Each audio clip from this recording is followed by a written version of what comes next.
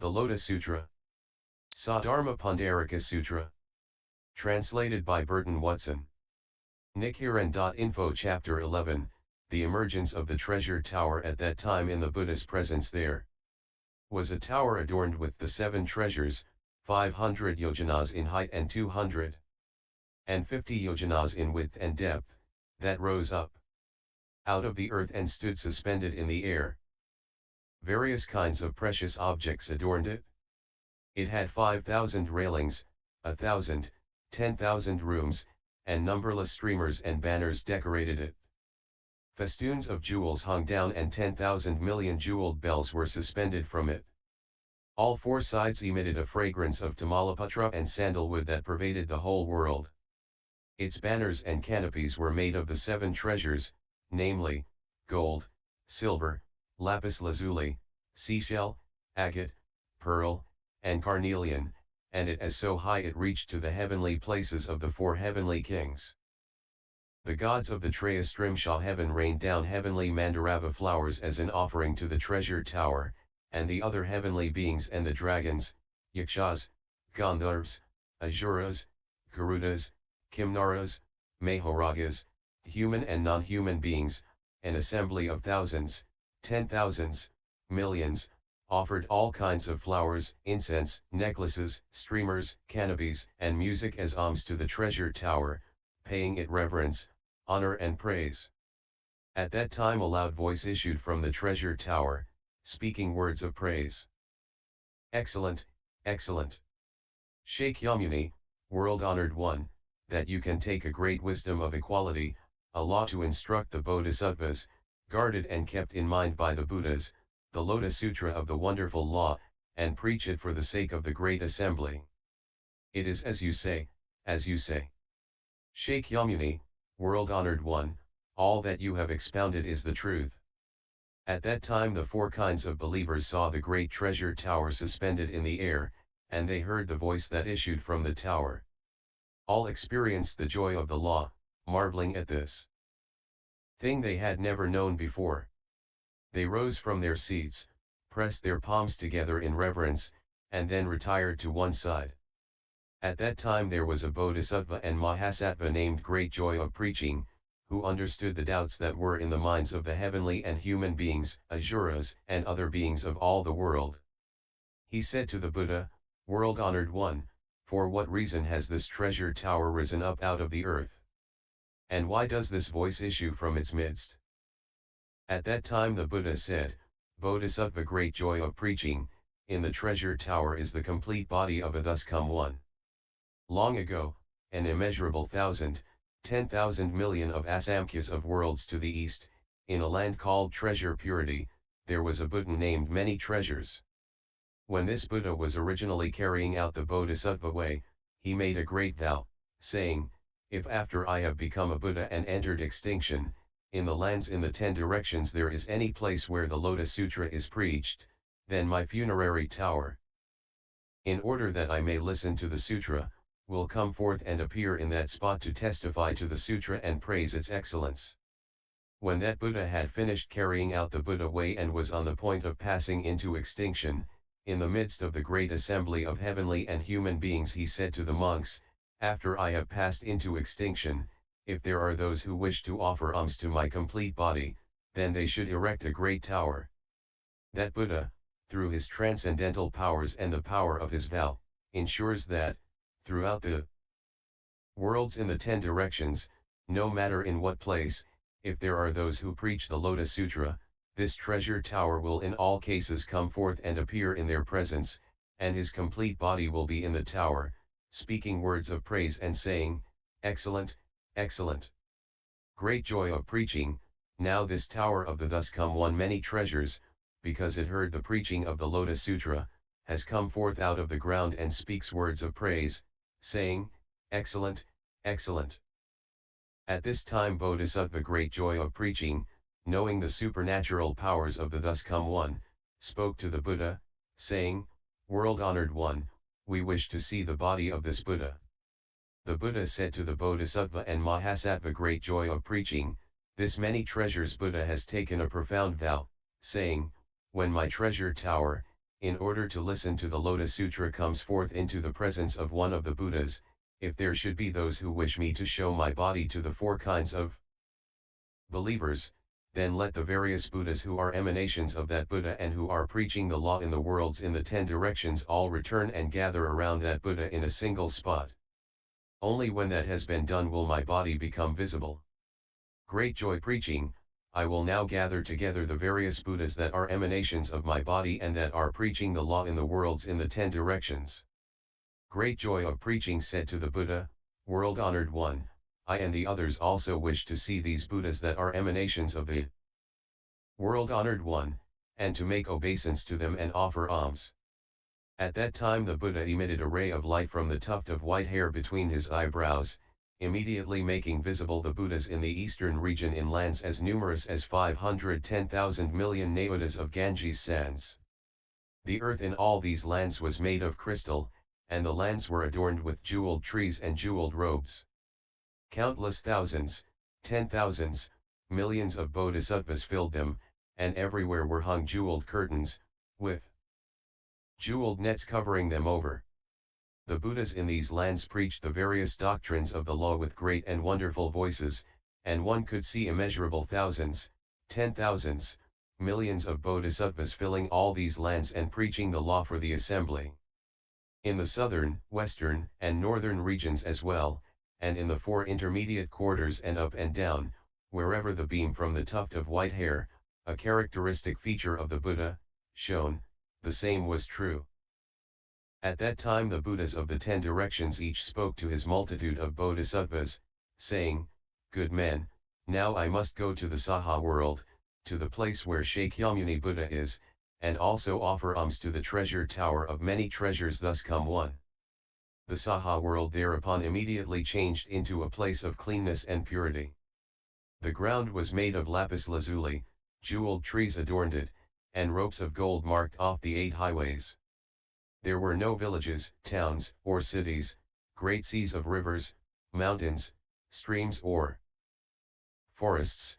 Great jeweled incense was burning there and mandarava flowers covered the ground all over. Jeweled nets and curtains were spread above, hung with jeweled bells, and the members of this assembly alone were gathered there, all other heavenly and human beings having been moved to another region. At that time the Buddhas, each with a great bodhisattva to act as his attendant, arrived in the Saha world and proceeded to a position beneath one of the jeweled trees. Each of these jeweled trees was 500 yojanas high and adorned with branches, leaves, flowers and fruit in due proportion. Under all the jeweled trees were lion seats 5 yojanas in height, and these too were decorated with large jewels. At that time each of the Buddhas took one of these seats, seating himself in cross-legged position. In this way the seats were filled throughout the 1,000,000,000-fold world, but still there was no end even to the emanations of Shakyamuni Buddha arriving from merely one direction. At that time Shakyamuni Buddha, wishing to provide space for all the Buddhas that were emanations of his body, in addition transformed 210,000 million naodas of lands in each of the 8 directions, making them all clean and pure and without hells, hungry spirits, beasts, or asuras. He also moved all their heavenly and human beings to another region. The ground in these lands that he had transformed was also made of lapis lazuli, jeweled trees adorned them, each tree 500 yojanas high and adorned with branches, leaves, flowers and fruit in due proportion. There were jeweled lion seats under all the trees, 5 yojanas in height. And ornamented with various kinds of treasures, these lands too were without great seas or rivers, or any kingly ranges of mountains such as the Muchilinda Mountains, Mahimakalinda Mountains, Iron Encircling Mountains, Great Iron Encircling Mountains, or Mount Sumeru.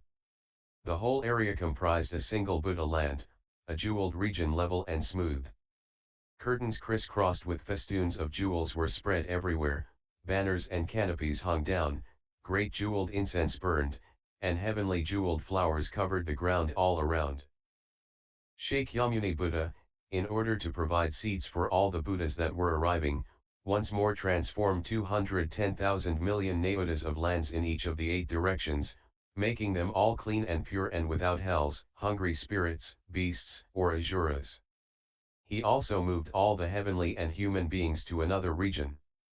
The ground in these lands that he had transformed was likewise made of lapis lazuli. Jeweled trees adorned the lands, each tree 500 yojanas in height and adorned with branches, leaves, flowers and fruit in due proportion. There were jeweled lion seats under all the trees, 5 yojanas in height and ornamented with great jewels. These lands too were without great seas or rivers, or any kingly ranges such as the Muchilinda Mountains, great Mahamakalinda Mountains, iron encircling mountains, great iron encircling mountains, or Mount Sumeru, the whole area comprising a single Buddha land, a jeweled region level and smooth. Curtains crisscrossed with festoons of jewels were spread everywhere, banners and canopies hung down, great jeweled incense burned, and heavenly jeweled flowers covered the ground all around.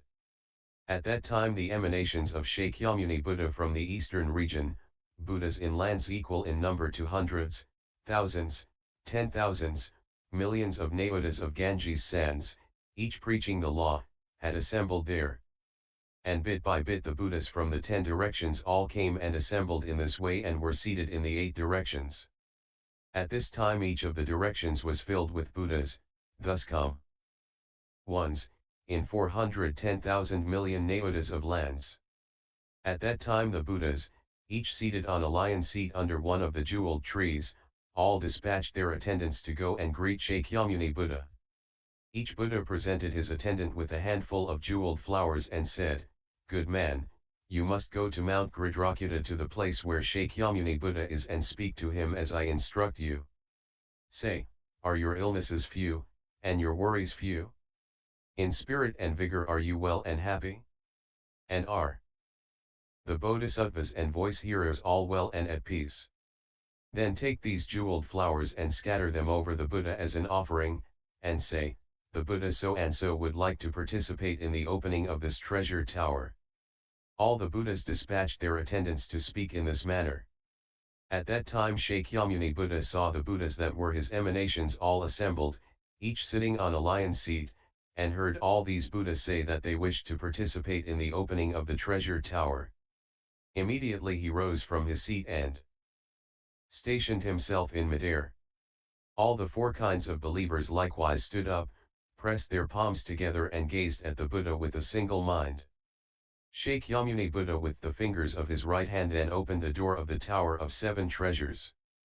A loud sound issued from it, like the sound of a lock and crossbar being removed from a great city gate, and at once all the members of the assembly caught sight of many treasures. Thus come one seated on a lion seat inside the treasure tower, his body whole and unimpaired, sitting as thought engaged in meditation. And they heard him say, "Excellent, excellent, Shakyamuni Buddha. You have preached this Lotus Sutra in a spirited manner. I have come here in order that I may hear the sutra."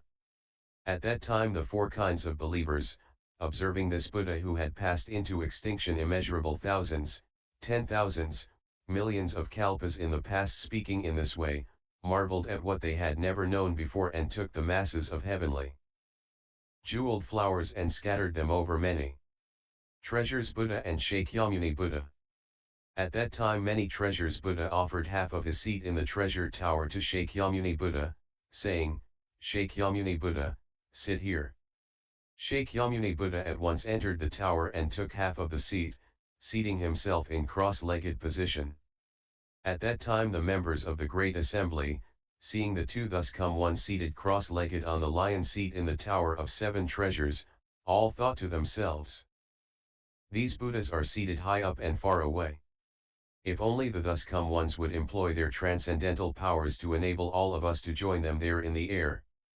Immediately Shakyamuni Buddha used his transcendental powers to lift the members of the great assembly up into the air.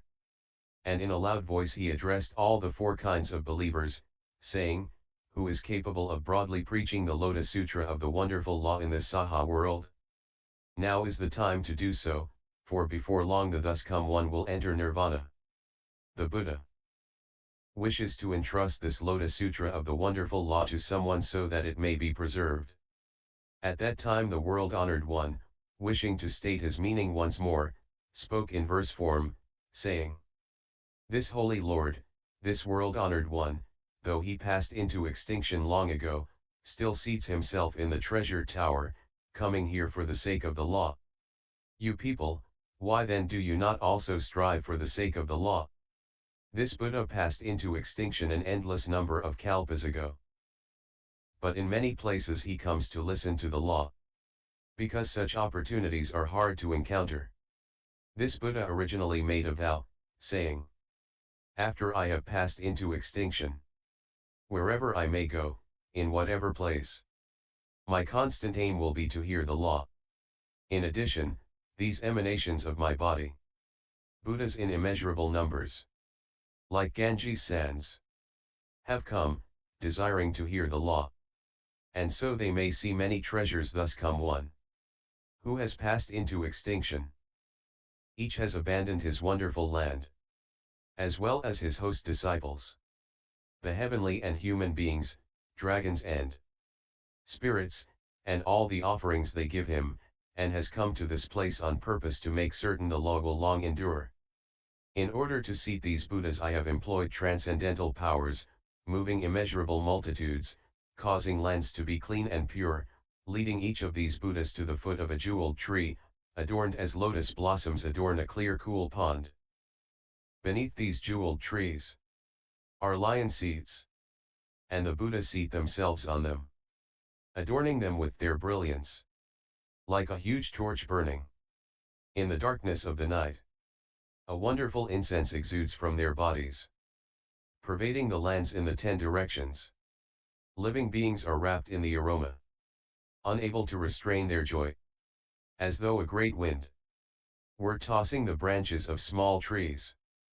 Through this expedient means, they make certain that the law will long endure.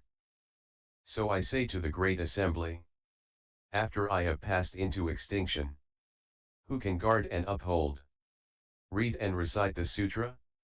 Now in the presence of the Buddha, let him come forward and speak his vow. This many treasures Buddha, though he passed into extinction long ago, because of his great vow, roars the lion's roar. Many treasures thus come one, I myself, and these emanation Buddhas who have gathered there, surely know this is our aim. You sons of the Buddha, who can guard the law, let him make a great vow to ensure that it will long endure. He who is capable of guarding the law of the sutra will thereby have offered alms to me and to many treasures. This many treasures Buddha dwelling in his treasure tower journeys constantly throughout the 10 directions for the sake of the sutra. One who guards the sutra will also have offered alms to the emanation Buddhas who have come here, adorning and making brilliant all the various worlds. If one preaches the sutra, he will be able to see me. And many treasures thus come one. And these emanation Buddhas, all you good men, each of you must consider carefully. This is a difficult matter. It is proper you should make a great vow. The other sutras number as many as Ganges sands. But though you expound those sutras, that is not worth regarding as difficult. If you were to seize Mount Sumeru, and fling it far off, to the measureless Buddha lands, that too would not be difficult. If you used the toe of your foot, to move 1,000,000,000-fold world, booting it far away to other lands, that too would not be difficult. If you stood in the summit of being heaven, and for the sake of the assembly, preached countless other sutras, that too would not be difficult. But if after the Buddha has entered extinction, in the time of evil, you can preach the sutra, that will be difficult indeed. If there were a person who took the empty sky in his hand, and walked all around with it, that would not be difficult. But if after I have passed into extinction, one can write out and embrace the sutra, and cause others to write it out, that will be difficult indeed. If one took the great earth, placed it on his toenail, and ascended with it to the Brahma heaven. That would not be difficult. But if after the Buddha has passed into extinction, in the time of evil, one can even for a little while read the sutra, that will be difficult indeed. If, when the fires come at the end of the kalpa, one can load dry grass on his back, and enter the fire without being burned, that would not be difficult. But after I have passed into extinction, if one can embrace the sutra, and expound it to even one person, that will be difficult indeed. If one were to embrace the storehouse of 84,000 doctrines, the 12 divisions of the sutras, and expound it to others, causing listeners to acquire the 6 transcendental powers, though one could do that, that would not be difficult. But after I have entered extinction, if one can listen to and accept the sutra, and ask about its meaning, that will be difficult indeed. If a person expounds the law, allowing thousands, 10,000s, millions, immeasurable number of living beings, equal to Ganges sands to become arhats endowed with the 6 transcendental powers, though one might confer such benefits, that would not be difficult. But after I have entered extinction, if one can honor and embrace a sutra such as this one, that will be difficult indeed. For the sake of the Buddha way in immeasurable numbers of lands from the beginning until now, I have widely preached many sutras, and among them, this sutra is foremost. If one can uphold this, he will be upholding the Buddha's body. All you good men, after I have entered extinction, who can accept and uphold, read and recite the sutra, now in the presence of the Buddha, let him come forward and speak his vow. This sutra is hard to uphold. If one can uphold it even for a short while, I will surely rejoice. And so will the other Buddhas. A person who can do this wins the admiration of the Buddhas. This is what is meant by valor. This is what is meant by diligence. This is what is called observing the precepts and practicing Buddha. This way one will quickly attain the unsurpassed Buddha way. And if in future existences, one can read and uphold the sutra, he will be a true son of the Buddha, dwelling in a land spotless and good. If after the Buddha has passed into extinction, one can understand the meaning of the sutra, he will be the eyes of the world for heavenly and human beings. If in that fearful age, one can preach the sutra for even a moment, he will deserve to receive alms from all heavenly and human beings. And LS 11.